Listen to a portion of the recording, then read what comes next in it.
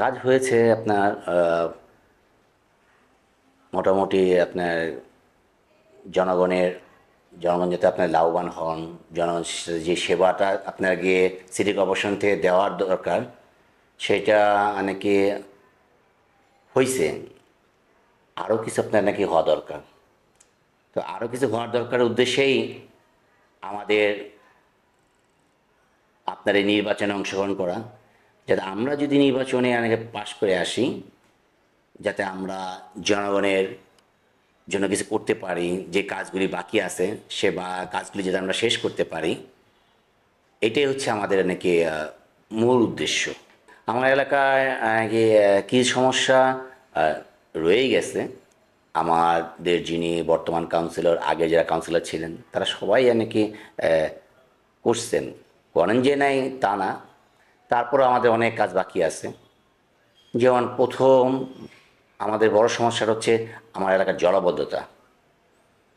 জলাবদ্ধতা আপনার যদি আমি আল্লাহ তালা যদি আমার নাকি নির্বাচিত করেন জনগণের ভোটে, তাহলে আমার সর্বপ্রথম চেষ্টা থাকবে আমার এলাকার জলাবদ্ধতাটা কীভাবে নিরসন করা যায়। এটাই থাকবে আমার প্রথম আপনার গিয়ে চেষ্টা। এরপর আপনার গিয়ে আরও নাকি কিছু সমস্যা আছে, সেটা আমি এলাকার সকলকে নিয়ে, মুরব্বী যারা আমার আছেন, যারা আমার অনেক বড় ভাই, আমার বন্ধু বান্ধব, ছোট যারা আছেন, সকলকে নিয়েই আপনার গিয়ে এলাকাটা কীভাবে সুন্দর করা যায়, কীভাবে আপনার গিয়ে মানে আমার এলাকাবাসী উপকৃত হয় যে কাজগুলোতে, সেই কাজগুলি করার চেষ্টা করবো ইনশাল্লাহ।